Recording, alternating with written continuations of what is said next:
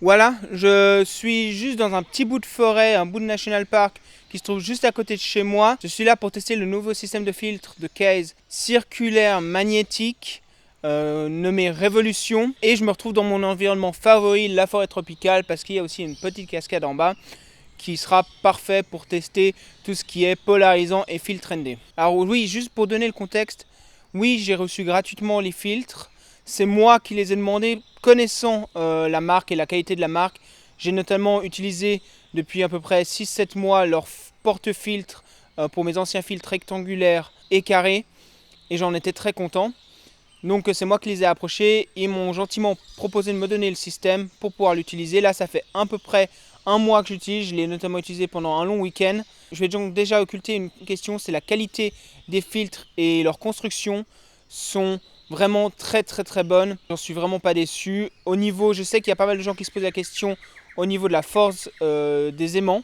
J'en avais aussi un pour le porte-filtre carré. Le polarisant était lui magnétique. Donc je peux vous dire que lui, l'aimant était très fort et est resté très fort jusqu'à maintenant 6 mois. Bon, c'est que 6 mois, mais ça donne déjà un point de vue un peu plus à long terme. Et ceux-ci sont vraiment très forts, que ce soit le capuchon ou les filtres. Tout est vraiment fort et tout tient très bien. J'ai aucun problème à y laisser dans le sac ou sur l'appareil photo quand je me balade. Pourquoi j'ai voulu changer de filtre? C'est notamment dû à la taille des filtres carrés et rectangles qui prenaient beaucoup de place, qui étaient relativement aussi longs à installer.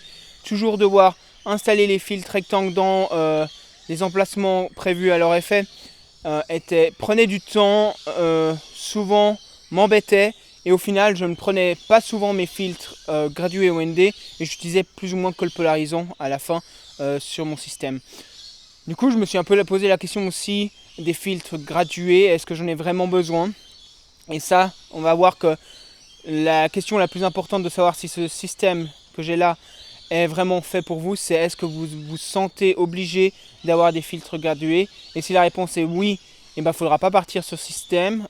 Casé si vous cherchez à d'autres systèmes qui sont intéressants aussi magnétiques.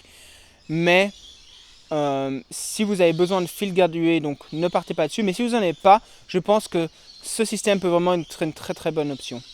Donc vous pouvez voir que tout tient là-dedans. J'ai ici un polarisant, un filtre ND 3 stops, 6 stops.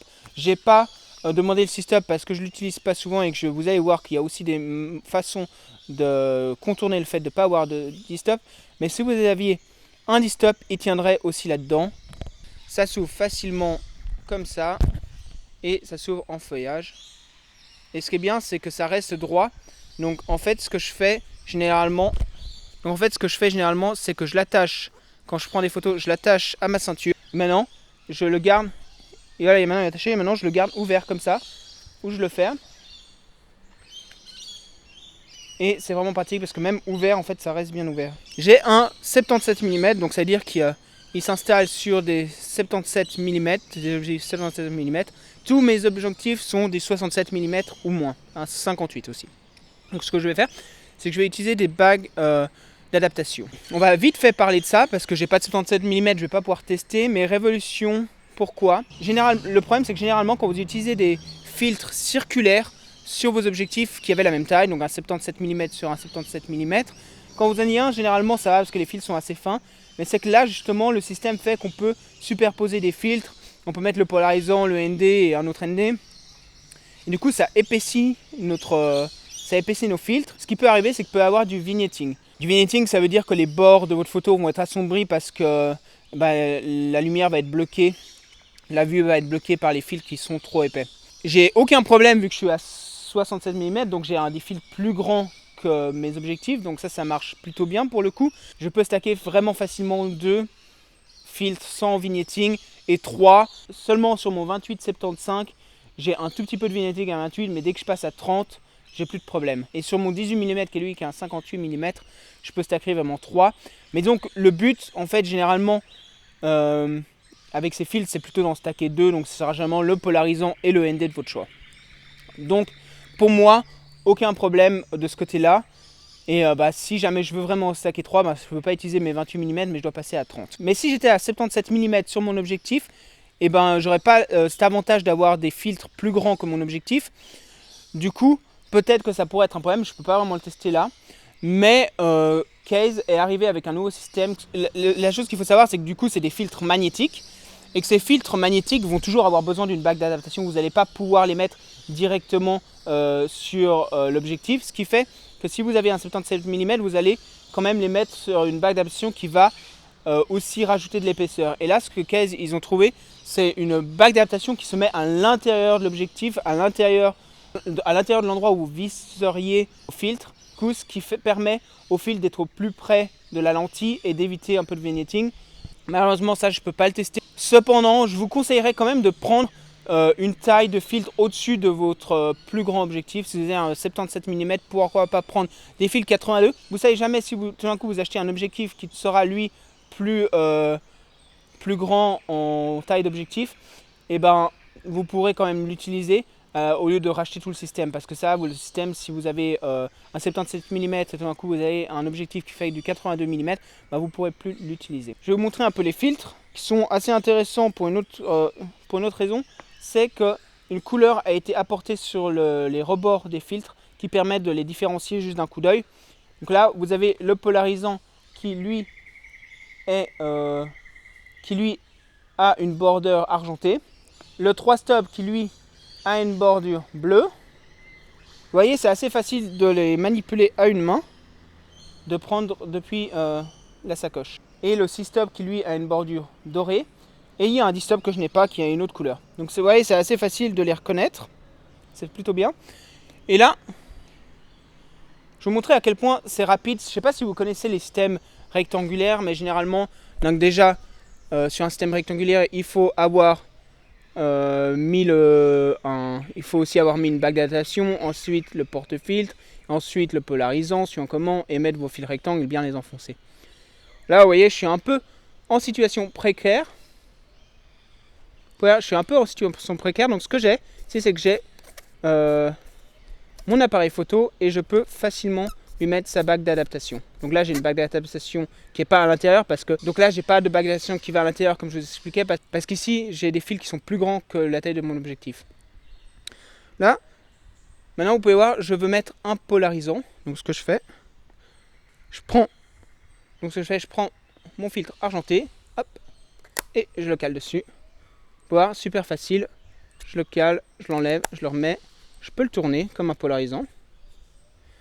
Maintenant, je vais y mettre un filtre ND.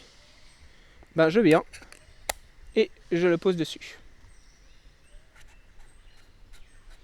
Donc vous voyez, ça c'est vraiment pratique. Maintenant, je peux enlever le ND, j'enlève le polarisant, du coup, je remets le ND. Hop. Donc c'est vraiment super facile d'utilisation. Et ce qui est vraiment génial, c'est qu'ils ont même des capuchons magnétiques, donc vous n'avez plus besoin d'enlever vos bagues d'adaptation. Vous avez ces capuchons magnétiques qui sont vraiment très très forts, qui tiennent très très bien.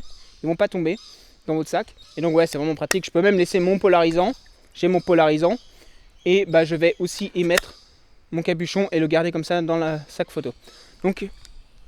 Donc c'est vraiment très très pratique et très facile d'utilisation. C'est vraiment le très gros avantage de ce système. Si vous avez plusieurs bagues d'adaptation sur plusieurs de vos objectifs, vous pouvez vraiment très vite passer d'un filtre sur un objectif à un autre en remettant le capuchon sur celui que vous n'utilisez pas. Vraiment, l'autre très gros désinconvénient pour moi qui était d'utiliser des fils rectangulaires avant, c'était de ne pas pouvoir utiliser de pare-soleil. Si effectivement vous avez des fils carrés et un système qui est beaucoup plus grand que votre objectif, et nécessairement vous ne pourrez pas utiliser de pare-soleil. Et ça peut être gênant de temps en temps quand il y a du soleil, mais ça peut aussi être très gênant pour moi quand je prenais des photos justement en forêt ici tropicale et qu'il pleut. J'ai de l'eau qui va arriver sur mes filtres. Cependant, déjà, ce qui est bien, c'est que ces filtres, ils ont une couverture hydrophobique qui permet très facilement d'enlever l'eau de ces filtres, c'est déjà bien. Et ils sont aussi en filtre très résistants et qui ne vont pas se rayer facilement. Ils sont même résistants au choc, donc normalement, s'ils tombent, ils ne devraient pas facilement se casser. Bon, je ne vais pas le faire, mais j'ai vu des gens les jeter et ils étaient en très bon état. C'est quand même des fils qui sont assez difficiles à endommager et ça, c'est bien. Mais bon, même si ils ont une couverture hydrophobique, généralement quand il pleut à grosses gouttes, quand je suis dans la forêt, j'ai pas spécialement envie d'avoir tout le temps à enlever l'eau. Au bout d'un moment, je vais avoir mes chiffons qui vont être totalement remplis d'eau, gorgés d'eau. Donc ça va pas être facile. Et j'aurais bien voulu utiliser un pare-soleil, mais je pouvais pas. Alors, avec des filtres circulaires pas magnétiques, ça aurait pu être possible, mais du coup on perdrait tout l'intérêt du magnétisme et de la rapidité du système. Mais Case est aussi arrivé avec une solution assez innovante et c'est vraiment cool. C'est ce pare-soleil en caoutchouc. Et vous pouvez voir, en fait, il est composé d'une bague d'adaptation. En fait, ici, j'ai deux bagues. J'ai en premier, en gros, la bague d'adaptation magnétique qui me permet de venir placer mon pare-soleil magnétique. Donc ça, c'est vraiment cool, il est facilement enlevable. Donc là, et j'ai une deuxième bague d'adaptation qui, elle, va se visser sur mon objectif et sur cette bague d'adaptation magnétique qui me permet de faire le lien. Donc je vous montre vite fait.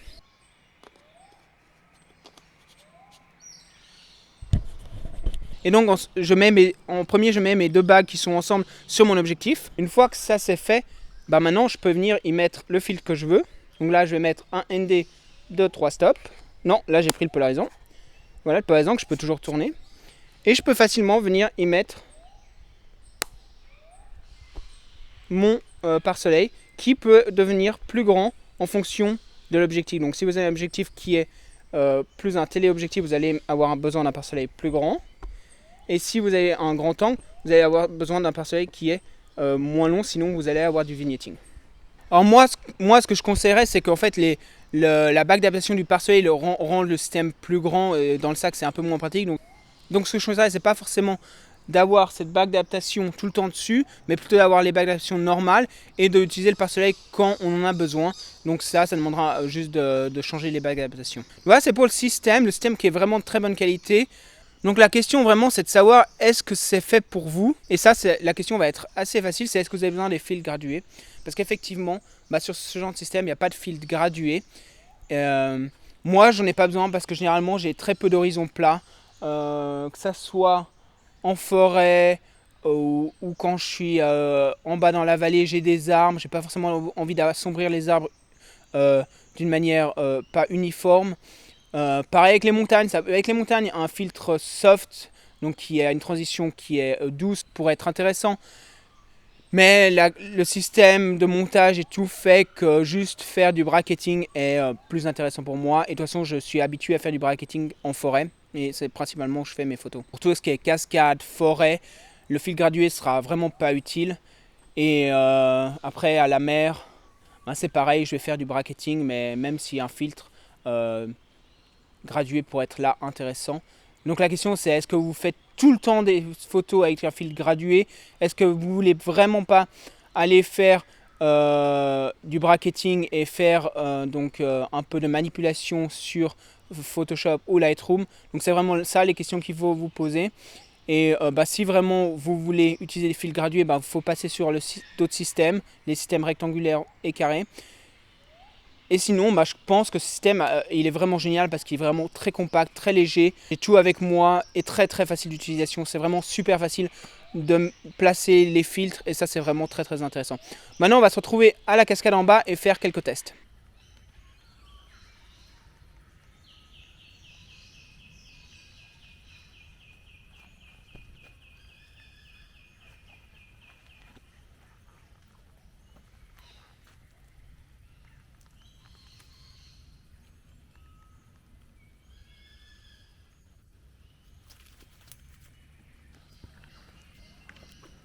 Donc voilà, je suis installé pour prendre ma première photo à la cascade. Ce que je vais faire, je vais prendre une photo ici à environ 40 mm et je vais descendre un peu plus pour en prendre une au grand angle pour que vous voyez un peu deux cas d'utilisation. Ce que je vais faire, c'est que je vais vous mettre toutes les photos à disposition. Elles seront titrées. Est-ce qu'il y a le gradué, est-ce qu'il y a le filtre polarisant, un ND, lequel ou rien. Ça, vous pouvez un peu comparer les résultats. Mais déjà, pourquoi j'ai pas spécialement demandé le ND 1000, donc le 10 stop, c'est parce que moi je fais pas beaucoup de photos à la mer et en pleine journée. Et que vous pouvez vous rendre compte qu'ici, je suis juste après le lever de soleil, donc il fait encore assez sombre ici.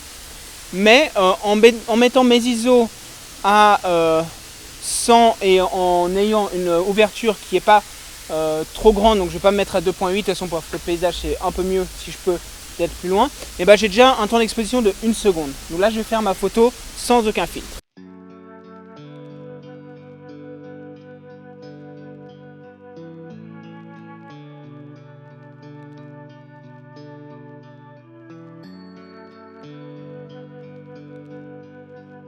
Voilà, vous pouvez voir ce comparatif que je vous mets maintenant, les deux photos polarisées ou non. C'est vraiment une question de point de vue, qu'est-ce que vous préférez. Vous pouvez polariser, pas polariser, polariser qu'à moitié, c'est vraiment votre choix artistique. Ici pour le coup je suis pas vraiment sûr de vouloir l'utiliser, en plus ça rallonge aussi mon temps de pause. Maintenant je vais passer aux 3 stops.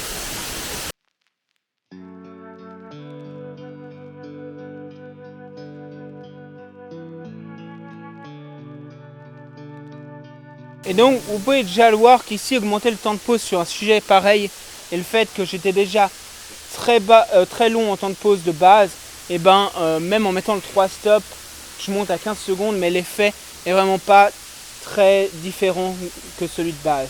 Donc je vais même pas mettre le 6 stop ici. Ce qu'on va faire c'est que je vais descendre voir si j'ai un peu plus d'effets intéressants lorsque je suis dans la rivière. Donc voilà, je suis à l'endroit où je vais prendre ma deuxième composition, mais finalement c'est pareil, ici c'est trop sombre, je me retrouve avec un temps de base de 3 secondes, ce qui fait qu'utiliser un filtre ND ne sera pas vraiment utile. Ce que je vais faire, je vais quand même faire les photos. Je vais faire déjà la photo polarisante, vous voyez vraiment la différence ici, il y a beaucoup de rochers, ça va vous montrer une grosse différence entre les deux.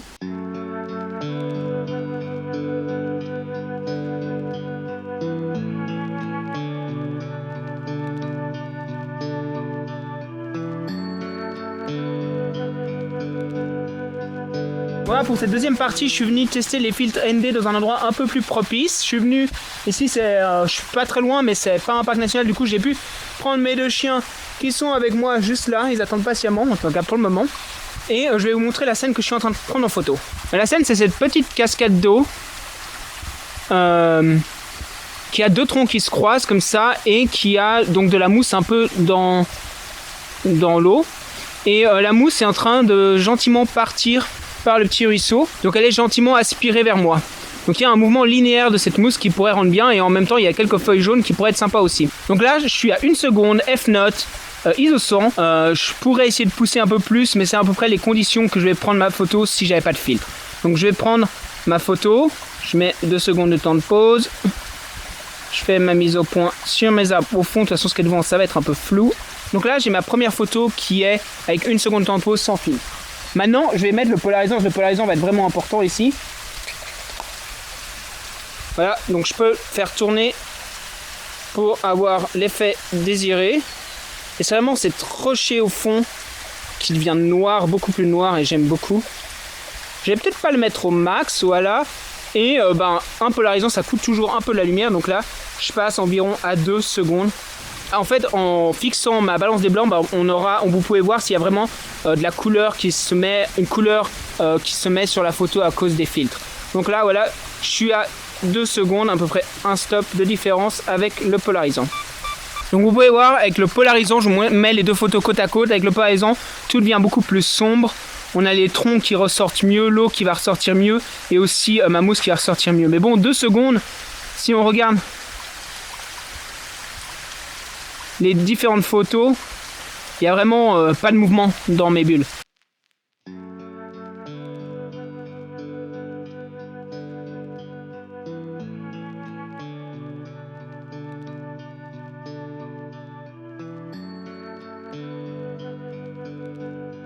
Là, je vais voir ce que mon 3 stop peut faire. Qu'est-ce que le 3 stop va pouvoir faire? Donc, je prends le filtre qui est bleu, hop, je le pop devant, on garde le polarisant est trop important là, et un 3 stop normalement à 2 secondes, ça va me permettre donc de passer à 3 stops de plus, donc ça va être 4 secondes, ça va être 8 secondes, ça va être 16 secondes. Donc si je me mets à 15 secondes, j'ai à peu près mes 3 stops de compensation, et je prends la même photo. Et mon chien est un peu en train de s'impatienter. Voilà, maintenant je prends une photo 15 secondes avec 3 stops. On va déjà, je pense, voir une différence assez notable, bien que la mousse avance pas très rapidement.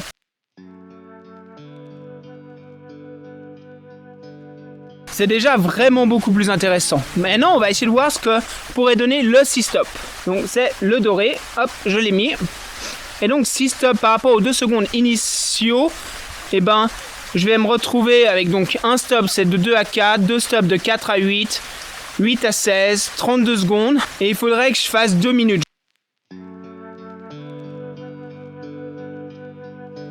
Donc là, maintenant, vous pouvez voir, j'ai fait un temps de pause de 2 minutes et 8 secondes pour mes 6 stops. Et en fait, c'est même presque trop par rapport à la photo de base. Je préfère le 3 stops. Et c'est pour ça que je vous dis de faire attention à ce que vous voulez faire. Il y a 2 versions de ces filtres. La version entrée de base qui, lui, n'a pas de 10 stops. Et la version professionnelle qui, lui, a le 10 stops. Donc la question, c'est vraiment est-ce que vous allez avoir besoin d'un 10 stops et ça, c'est est-ce que vous voulez faire des pauses très très très longues en bord de mer ou des pauses en pleine journée quand il y a beaucoup de lumière. Là où là, je suis un peu en pénombre et du coup, mon temps de pause de base à ISO 100 f9 est déjà à 1 seconde. Il est déjà relativement long, c'est pour ça qu'un 6-stop me permet déjà de faire 2 minutes de temps de pause. Et donc là, si je voulais, je pourrais stacker mon 3 stops sur le 6-stop pour faire un 9 stop. Et tant que je suis pas à mes 28 mm comme je vous le disais avant, je pourrais du coup faire un temps de pause de 15 minutes. Mais il faut vraiment avoir le sujet qui va pour. Ici, le 3 stop était vraiment parfait, 30 secondes. Ça me permet d'avoir du mouvement, mais pas d'avoir quasiment tout qui est super flouté. Donc voilà, ça c'est le premier test. Et je pense que je le sortirai à la mer pour voir un peu ce qu'on peut faire à la mer la prochaine fois. J'en suis vraiment très satisfait. Je vous le conseille vraiment. À condition que vous ne vouliez pas utiliser le fil gradué, c'est vraiment la seule condition. Et les ND, ils ne vont pas projeter une couleur importante et changer la couleur de vos photos vraiment. Si c'est un tout petit peu à changer la température, la teinte en post-production, c'est vraiment pas un problème. Qualité de construction vraiment géniale. Le magnétisme, pour le moment, il est super fort, mais comme je vous l'ai dit, j'avais un autre système qui lui a duré 6 mois, que j'ai utilisé pendant 6 mois. Et le magnétisme n'a pas du tout changé, alors à voir sur des années. Mais en soi, ils sont assez résistants normalement, donc ils devraient vous durer de longues années. Vraiment un super système. Et dites-moi ce que vous en pensez. Est-ce que vous êtes plutôt filtre circulaire comme ça magnétique, filtre circulaire juste un polarisant, ou est-ce que vous êtes au système carré et vous comptez changer ou vous comptez rester? Donc je vous dis à bientôt. Ciao.